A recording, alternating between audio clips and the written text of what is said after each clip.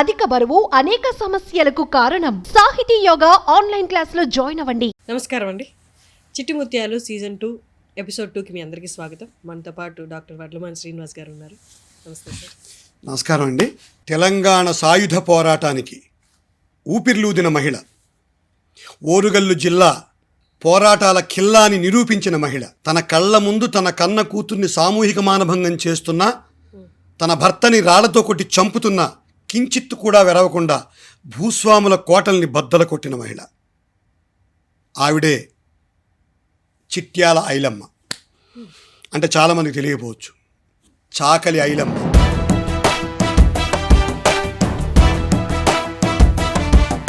వీరనారి చాకలి ఐలమ్మ వరంగల్ జిల్లాలో కృష్ణాపురం అనే కుగ్రామంలో 1895 సంవత్సరంలో ఐలమ్మ రజక కులంలో జన్మించింది. కులవృత్తి చేసుకోవాల్సిన అవసరం ఉంది. తల్లిదండ్రులు పేదవారు అవడం వలన అప్పటికే ఆ ప్రాంతాలన్నీ పటేల్, పట్వారీ, దేశ్ముఖ్ అనే గడీ వ్యవస్థల్లో, భూస్వామ్య వ్యవస్థల్లో చిక్కుకుపోవడం వలన వీళ్ళకి ఇంక వేరే ఆధారమే లేదు, కేవలం కులవృత్తి చేయాలి. 11 సంవత్సరాలకి ఐలమ్మకి పెళ్లి చేశారు. చిట్యాల నరసయ్య, పాలకుర్తికి చెందిన చిట్యాల నరసయ్యతో పెళ్లి జరిగింది. 6 మంది సంతానం, 5 అబ్బాయిలు, నరసమ్మ అని ఒక కూతురు. 6 సంతానంతో ఉన్న ఈవిడ కమ్యూనిస్టు ప్రభావానికి లోనైంది. 6 పిల్లల తల్లి కమ్యూనిస్టు ప్రభావానికి లోనయ్యి ఆంధ్ర మహాసభ అనే ఒక ఉద్యమ సంస్థలో సభ్యురాలుగా చేరింది. ఎర్ర జెండాని చేతితో పట్టుకుని ఎగరేయడం మొదలెట్టింది, ప్రశ్నించడం మొదలెట్టింది. ఈ గడీసాబులు, ఈ దొరలు ఈ వ్యవస్థ పట్ల కోపాన్ని పెంచుకోవడం మొదలెట్టింది. దొరసాని ఎందుకు పిలవాలి, పేరు పెట్టి పిలుస్తా అంది. దొరసానులకు కోపం వస్తే కింద కులాల్లో, నిమ్న జాతుల్లో, కులవృత్తుల్లో ఉన్న వాళ్ళ ఆడపిల్లల్ని తమ భర్తలతోటి, తమ తమ్ముళ్ళతోటి మానభంగాలు చేయించి ఒక రాక్షస క్రీడ ఆవిడ మనసును కాకాకలం చేసేసింది. ఎలా, ఈ కులవృత్తిలోనే ఎందుకు ఉండాలి నేను, ఈ పంట నాది, ఈ భూమి నాది అని నేను వ్యవసాయం చేయకూడదా అన్న ఒక ప్రశ్న వచ్చింది ఐలమ్మకి. ఇంట్లో వాళ్ళ సహకారం లేదు. మీరు ఊహించండి, 1910, 20, 30, 40 ప్రాంతాల్లో తెలంగాణలో సాయుధ పోరాటాలు జరుగుతున్న సమయంలో మహిళలు అందులో అస్సలు భాగస్వాములు కాని రోజుల్లో ఐలమ్మ ఎర్రజెండా పుచ్చుకుని భూస్వామ్య వ్యవస్థకి ఎదురొడ్డి తెలంగాణ సాయుధ పోరాటంలో ఒక సభ్యురాలుగా మారింది. ఏం చేయాలి, పంట పండించాలి, ఏం చేయాలి?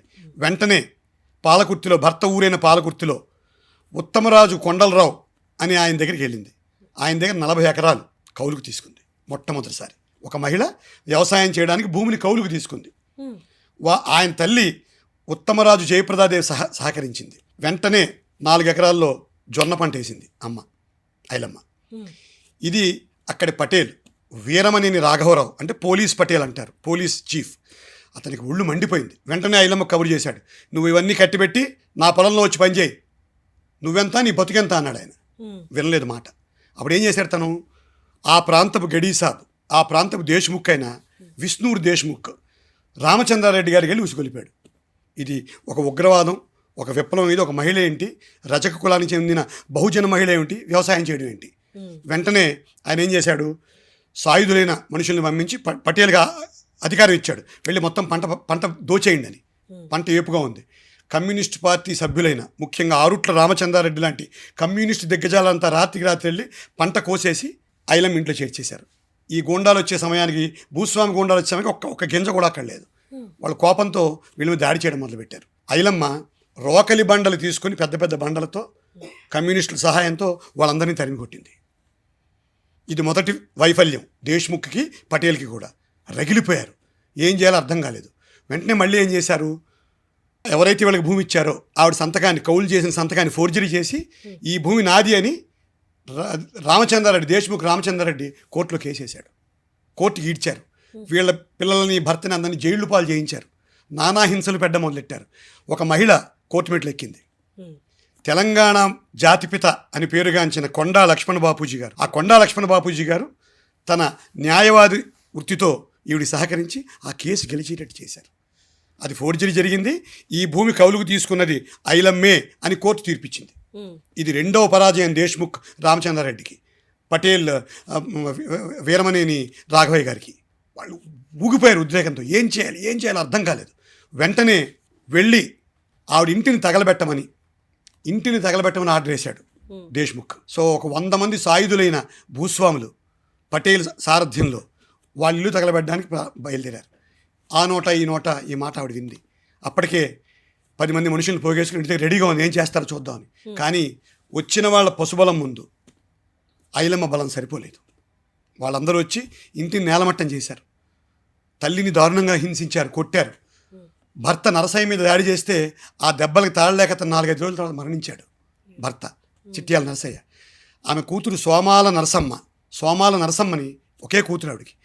10 మంది సామూహిక మానభంగం చేశారు తల్లి కళ్ళ ముందే.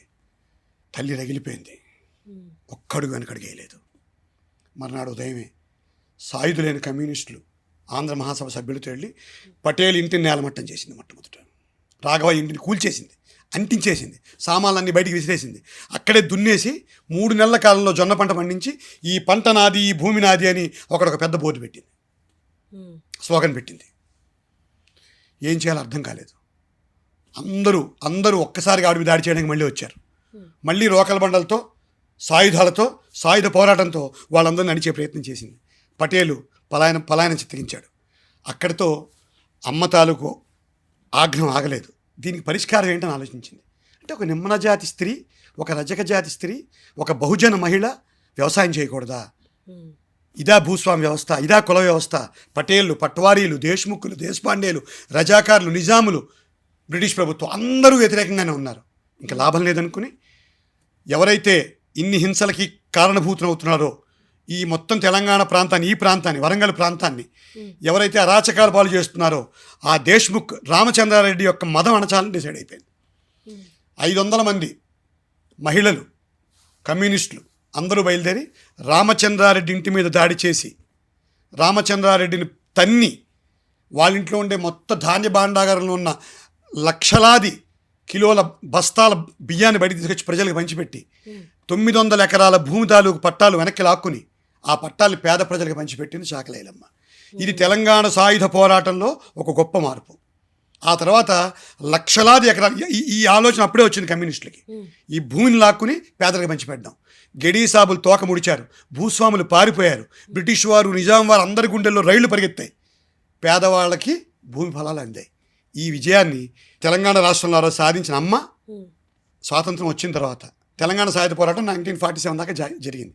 తర్వాత స్వాతంత్రం వచ్చిన తర్వాత అమ్మ సాధారణ జీవితం గడపాలని నిర్ణయించుకుని భర్త తాలూకు ఊరైన పాలకుర్తిలో సెటిల్ అయిపోయి 30 సంవత్సరాల సాధారణ జీవితం తర్వాత 1985వ సంవత్సరంలో అనారోగ్యంతో 90 సంవత్సరాల వయసులో మరణించింది. కన్న కూతుర్ని మానభంగం చేస్తే వెరవలేదు, భర్త చనిపోతే వెరవలేదు, ఎందుకు దొరసానని పిలవాలని తిరుక్కున్న మహిళ, బ్రిటిష్ వారి, నిజాం వారి, పటేళ్ల, దేశ్ముఖ ఆగడాలకు అడ్డుకట్ట వేసిన మహిళా సాధికారతకి, నిజమైన ఫెమినిజానికి నిర్వచనమైన మహిళ 1985 సంవత్సరంలో చాకలి ఐలమ్మ కన్నుమూసింది. తెలంగాణ ప్రభుత్వం, తెలంగాణ రాష్ట్రం వచ్చిన తర్వాత ఆవిడ సేవలకు గుర్తింపుగా ఆవిడ విగ్రహాలను పెట్టింది, ఆవిడ వర్ధంతి జయంతుల్ని జరపడం మొదలుపెట్టింది. అదేవిధంగా కోటి మహిళా కళాశాలని తెలంగాణ మహిళా విశ్వవిద్యాలయంగా పేరు మార్చారు. చాకలి ఐలమ్మ పేరు మీద మార్చాలని వీరనారి చాకలి ఐలమ్మ మహిళా విశ్వవిద్యాలయంగా పేరు పెట్టి ఆవిడ పట్ల తెలంగాణ సమాజానికి ఉన్న కృతజ్ఞతని, మహిళల పట్ల తమకున్న కృతజ్ఞతని, మహిళా సాధికారత పట్ల తమకున్న కృతజ్ఞతని, ఒక ధిక్కార స్వరానికి మనం ఇవ్వాల్సిన గౌరవాన్ని నిరూపిస్తూ ఆవిడ పేరుని ఆ యూనివర్సిటీకి పెట్టడం జరిగిందమ్మా. Thank you very much. Orugallu మట్టిలోనే ఆ విప్లవం ఉందేమో సార్. అదే కదా, ఓరుగల్లు జిల్లా పోరాటాల ఖిల్లా అంటారు. అట్లా ఆ మహిళ, ఆ అమ్మ ఎంతో స్ఫూర్తితో మహిళల్లో ఎంతో గొప్పతనాన్ని రగిలించింది. ఈరోజు చిన్న పనులకి, చిన్న కష్టాలకి భయపడుతున్న వాళ్ళు ఒక్కసారి అమ్మని గుర్తెచ్చుకోవాలి, ఆ వాతావరణాన్ని గుర్తెచ్చుకోవాలి. ఎటువంటి వాతావరణం? పురుషాధిక్య సమాజం, నిజాం సమాజం, ఒక్కరు లేరు, రజాకారుల సమాజం, గడీ సాబుల సమాజం, ఒక చదువు లేని మహిళ, 6 పిల్లల తల్లి, ఎర్ర జెండా ఎగరేసి తానే ఎర్ర జెండాయి రెపరెపలాడిందని రాశారు ఎక్కడో ఒక చోట ఆవిడ గురించి. ఆవిడ ఎర్ర జెండాయి, కమ్యూనిస్టు పతాకమై రెపరెపలాడిందని రాశారు ఒక కవి. నిజంగానే ఆ రెపరెపలు ఈనాటికి కూడా మన కళ్ళ ముందు ఉన్నాయి. ఈరోజు కష్టాల్లో ఉన్న మహిళలు కానీ, అధికారం లేని మహిళలు కానీ ఒక్కసారి చాకలి ఐలమ్మ గారిని గుర్తెచ్చుకోవాలని కోరుకుంటూ సెలవు తీసుకుంటాం.